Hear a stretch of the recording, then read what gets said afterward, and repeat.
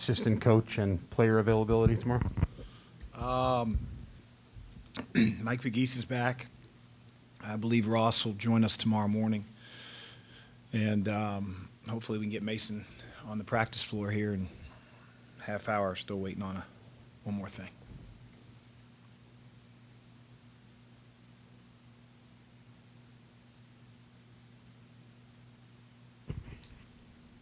What challenges does a team pose? There aren't a lot of teams that play through a big guy in the way that they do.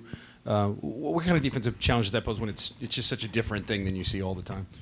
Yeah, I mean, he's a challenge. He's certainly their focal point.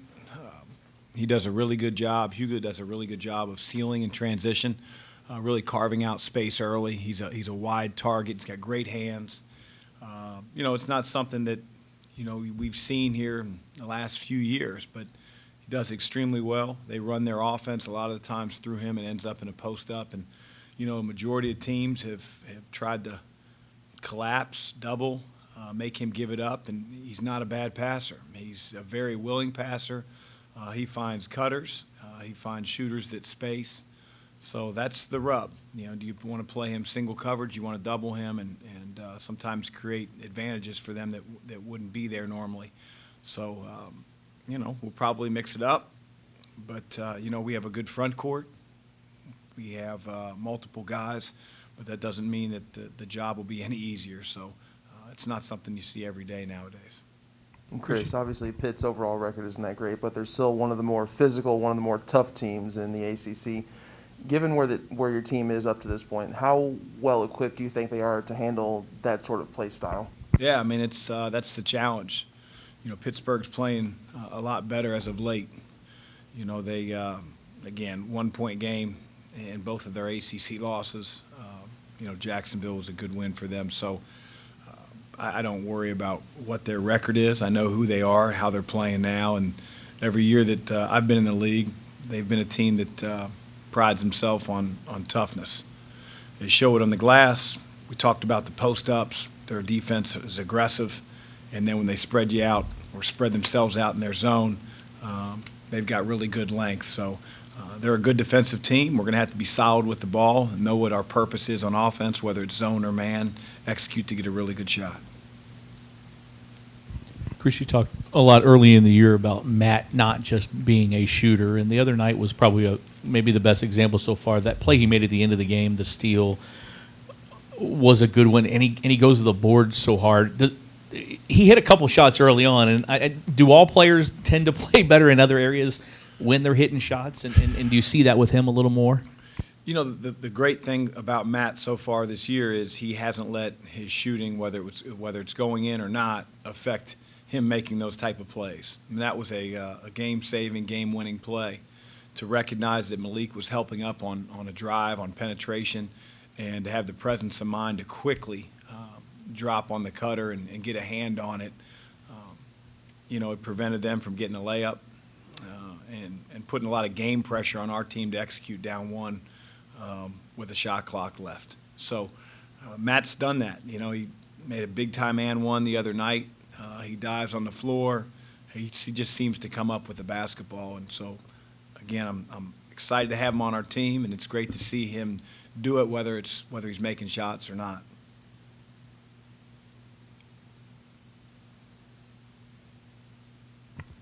With Jared, when you put him on their best player every time, is that just something? I mean, it's hard. Obviously, you haven't had him the last 4 years, but it's hard to teach that, isn't it, for anybody? Just that mentality of that dog and go get their best player. Yeah, it's hard to put dog into a guy. I can tell you, we're not going to put him on their best player tomorrow. As good as Jared is, probably wouldn't be able to see him. But Jared, he's unique. He's one of a kind. Even the real poised ball handlers and crafty ball handlers and scorers, they make one mistake crossing over the ball or patting it behind their back, and he beats them to it. It rattles them a little bit. And he's gotten on the ball steals. He's prevented teams from entering the ball where they've wanted to. DeVoe worked for everything he got the other night against Jared specifically. So he relishes that, and so it's hard to take him off the floor when he's doing that to the other team. I think it doesn't just put the point guard out of sync. A lot of times it puts their whole team out of sync, and so he's a good one to have. You've called being guarded by him a whole game annoying for guards. Matt talked about the way, like, even if a guy's kind of going against him early, there's a wearing effect. Do you see that over the course of time, that he gets into guys so much that it affects them more late than early? Yeah, I mean, I think that, he makes you earn everything you get. Even those times when a taller guard will get to a spot and shoot over the top of them, it's not as easy as it looks in the NBA. It isn't. It takes that guy, a couple cuts to, first of all, get the ball, to deal with him on the ball screen, to finally get to his spot, and then have him up under you when that shot goes up. It's not as easy as it appears. And so when it goes in once, it's like Jared's going to come back with the same mentality. There's no slumped shoulders. There's no defeated look. And that's hard when you're an offensive player. And so, again, he's very unique in that sense. And, hopefully he can spread that, type of mentality around the team. Shooters who win games, they'll say one of the reasons is you're not afraid to miss it, right? Is it sort of a similar idea with him? Like he's not afraid to get beat. He just comes right back. Yeah, and he just moves his feet so much he rarely does get beat. He'll get beat by a guy shooting over the top of him, but again, he's strong. He's not just obviously small in height, but he's strong. So he doesn't give ground that easily, and he takes a lot of pride in it for sure. If you do get Mason back this afternoon, do you expect, he played last Wednesday night, and so he hasn't missed a ton. Do you expect him, being a veteran guy, to be able to go pretty good length tomorrow night? Yeah, I think that it may not be what it was against Wake Forest, but, I'd like to think that, Mason has gotten to this point, in his career where, he's very trusted. He's a really good player. We're just going to have to figure out where his wind is, Jody, in order to see how many minutes he can play. But the good thing was he didn't really experience symptoms outside of one day. So, I'd like to think that he should be okay. And Chris, obviously it's near the halfway point of the regular season, and Jalen Withers still hasn't broken out of the slump that he's in. Why do you think it is that he's struggling so much up to this point? Is he trying to force something? Is it mental? What is it? I think it's a little bit of everything. I think he puts a lot of pressure on himself. I think that, so much was made of him playing out of position a year ago, and I don't know if that necessarily was out of position. He's sort of a 4-ish 5, and I think that when he tries to make some of the decisions that he's making on the perimeter, you can't do that at this level. And, it's cost us to be able to put him on the floor at times. And I think he's got to, in some instances, it's I know I'm going to sound like an oxymoron here, but he's got to be aggressive, and at the same time, he's got to be less aggressive. He has to recognize when those opportunities are presenting themselves. The other night against Georgia Tech, he tries to split two defenders that we all saw that, like, there wasn't really an opening, and he's trying to be aggressive, but it's in the wrong moment. And so, he's working through some things, and got all the confidence in the world that he's a really good player, and he's got to believe that. He's got to be mindful of when those opportunities are taking place. And again, I said this a couple press conferences ago. I'm going to put him in based on his effort on the glass, his effort on defense. That means his attentiveness, his offensive rebounding, and him running the floor and keeping turnovers down. If he does all that, and again, I think that's very baseline for him in terms of who he is as a player and who he can become.